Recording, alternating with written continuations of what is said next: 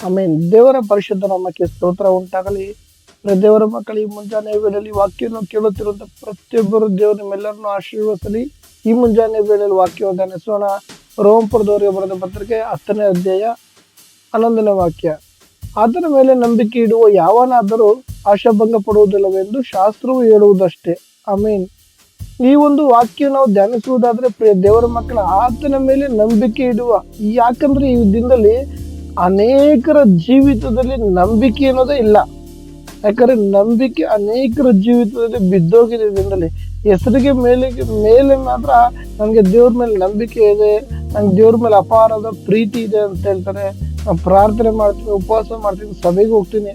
ಆದರೆ ಅಂತರಾಳದಲ್ಲಿ ನೋಡುವುದಾದ್ರೆ ನಂಬಿಕೆ ಅನ್ನೋದೇ ಇಲ್ಲ ಅನೇಕರ ಜೀವಿತದಲ್ಲಿ. ಅದು ಯಾವ ರೀತಿ ಅನ್ನೋದಾದ್ರೆ, ಅವ್ರಿಗೆ ಯಾವುದೇ ಪರಿಸ್ಥಿತಿ ಇರ್ಬೋದು, ಏನೇ ಕಷ್ಟ ಇರ್ಬೋದು, ಪ್ರಾರ್ಥನೆ ಮಾಡ್ತಾ ಇರ್ಬೋದು, ಆದ್ರೆ ಆ ಒಂದು ಪ್ರಾರ್ಥನೆ ವಿಷಯದಲ್ಲಿ ಇರ್ಬೋದು, ದೇವ್ರ ಕೊಡುವಂತ ಪ್ರಾಮುಖ್ಯತೆ ಅವ್ರಿಗೆ. ಉದಾಹರಣೆಗೆ ನಂಬಿಕೆ ಇರುತ್ತೆ, ನಂಬಿಕೆ ಇದ್ರೆ ದೇವ್ರ ಹತ್ರ ಹೋಗಿ ಪ್ರಾರ್ಥನೆ ಮಾಡ್ತಾರೆ, ನಂಬಿಕೆ ಇದ್ರೆ ದೇವ್ರಿಗೆ ಸಮಯ ಕೊಡ್ತಾರೆ. ನಂಬಿಕೆ ನಿನ್ನಲ್ಲಿರುವುದೇ ಆದ್ರೆ ಸತ್ಯವಾದ ಓದೋಕೆ ಒಂದು ಸಮಯ ನೀನು ಕೊಡ್ತೀಯ. ಆದ್ರೆ ಈ ದಿನದಲ್ಲಿ ಅನೇಕರು ಸತ್ಯವಾದ ಓದ್ತಾ ಇಲ್ಲ, ಬೈಬಲ್ ಓದ್ತಾ ಇಲ್ಲ, ಅನೇಕರು ಪ್ರಾರ್ಥನೆ ಮಾಡ್ತಾ ಇಲ್ಲ, ಅನೇಕರು ಇರುವಂತ ಕಷ್ಟಗಳನ್ನ ದೇವರ ಹತ್ರ ಹಂಚ್ಕೊಂತ ಇಲ್ಲ, ಹೋಗಿ ಮನುಷ್ಯರ ಹತ್ರ ಹಂಚ್ಕೊಂತ ಇದಾರೆ. ಒಬ್ಬ ಏನಾಗುತ್ತೆ ಅಂದ್ರೆ, ನಿನ್ನ ಕಷ್ಟ ಒಬ್ರು ಮನುಷ್ಯ ಹತ್ರ ಹಂಚ್ಕೊಂಡ್ರೆ ಇನ್ನೊಬ್ರಿಗೆ ಮಾತಾಡಕ್ ಅವಕಾಶ ಆಗುತ್ತೆ ಹೊರತು ನಿನ್ನ ಕಷ್ಟ ಬಗೆಹರೋದಿಲ್ಲ.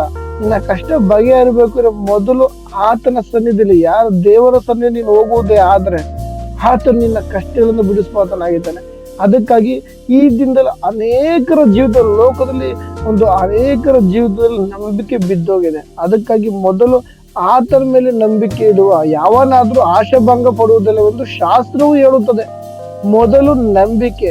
ಅದಕ್ಕಾಗಿ ಈ ಮುಂಜಾನೆ ವೇಳೆ ಪ್ರಿಯ ದೇವರ ಮಗುವೆ, ನಿನ್ನ ಜೀವಿತ ನೀನೇ ವೈಯಕ್ತಿಕವಾಗಿ ಪರೀಕ್ಷೆ ಮಾಡಿಕೊಳ್ಳಿ. ಯಾಕಂದ್ರೆ ನಿನ್ನಲ್ಲಿ ನಿನ್ನ ನಂಬಿಕೆ ಇರುವುದೇ ಆದ್ರೆ ದೇವರಿಗೆ ನೀನು ಸಮಯ ಬಿಟ್ಟುಕೊಡ್ತೀಯ. ನಿನ್ನಲ್ಲಿ ನಿನ್ಗೆ ನಂಬಿಕೆ ಇರುವುದೇ ಆದ್ರೆ ಸತ್ಯವೇದ ಓದಲು ನೀನು ಸಮಯನ ಬಿಟ್ಟುಕೊಡ್ತೀಯ.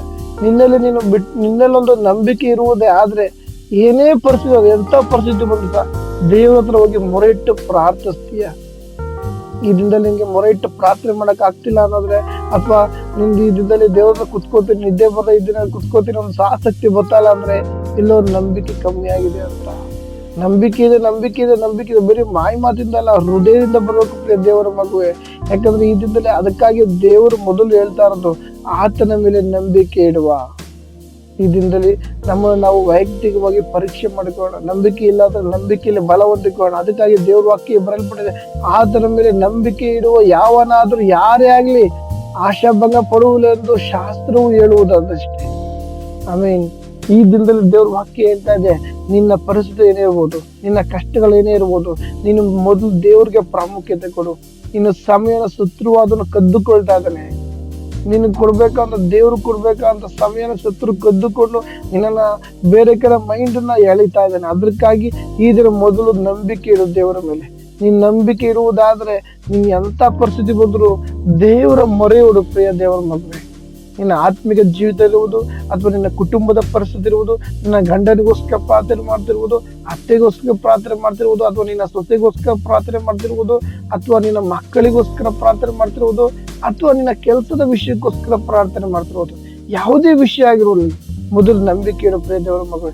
ದೇವ್ರ ವಾಕ್ಯ ನೀನ್ ನಂಬಿದ್ರೆ ದೇವರ ಮಹಿಮೆ ಕಾಣುವೆ ಅಂತ. ನಂಬಿದ್ರೆ ಸಾಕು. ಅದಕ್ಕೆ ನಂಬಿಕೆಯ ಮೂಲ ಪುರುಷ ಅಬ್ರಾಹ್ಮನಾಗಿದ್ದಾನೆ. ಆತನ ಆ ವಯಸ್ಸಿನಲ್ಲಿ ದೇವ್ರ ಮಗು ಕೊಡ್ತಿರೋದು 25 ವರ್ಷ ಅವನು ಕಾದ. ದೇವ್ರ ಸನ್ನಿಧಿ ನಂಬಿಕೆಯಿಂದ ಇದ್ದ. ಮಾತ್ರವಾದ್ರೆ ಯೋಬರ ಪರಿಸ್ಥಿತಿ ನೋಡುವುದಾದ್ರೆ, ಅವನ ಜೀವಿತದಲ್ಲಿ ಹೆಂಡತಿ, ಮಕ್ಕಳು, ಆಸ್ತಿ ಪಾಸ್ತಿ, ಕುರಿ ದನಗಳು ಎಲ್ಲವೂ ಕಳ್ಕೊಂಡ. ಆದ್ರೆ ಅವನೊಂದು ದೇವ್ರ ಮೇಲೆ ಒಂದು ನಂಬಿಕೆ ಇಟ್ಟಿದ್ದ. ದೇವ್ರೇ ನೀನೇ ಕೊಟ್ಟಿದ್ದು, ನೀನೇ ತೆಗೆದುಕೊಂಡು, ದೇವ್ರ ನಾಮಕ್ಕೆ ಮಹಿಮೆ ಹೊಂದಲಿ. ಅದರಿಂದ ಅವ್ನು ಎಂತ ಪರಿಸ್ಥಿತಿ ದೇವ್ರ ನಂಬಿಕೆಯಿಂದ ಇದೆ. ಅದಕ್ಕಾಗಿ ಕೊನೆಯ ಸಂದರ್ಭದಲ್ಲಿ 2 ವರ್ಷ ದೇವರನ್ನು ಆಶೀರ್ವದಿಸಿದ್ರು. ಬರೀ ದೇವರ ಮಗುವೆ, ಈ ಮುಂಜಾನೆ ವೇಳೆಯಲ್ಲಿ ನಿನ್ನ ಜೀವಿತದಲ್ಲಿ ನಂಬಿಕೆ ಬಿದ್ದೋಗಿರುವುದಾದ್ರೆ ನೀನ್ ನಂಬಿಕೆಯಲ್ಲಿ ಬಲಗೊಳ್ಳು. ನೀನ್ ನಂಬುವುದಾದ್ರೆ ದೇವರ ಮಹಿಮೆ ಕಾಣುವಿ. ಅದಕ್ಕಾಗಿ ಆತನ ಮೇಲೆ ನಂಬಿಕೆ ಇಡುವ ಯಾವನಾದ್ರೂ ಆಶಾಭಂಗ ಪಡುವುದಿಲ್ಲ ಶಾಸ್ತ್ರವು ಹೇಳುತ್ತದೆ.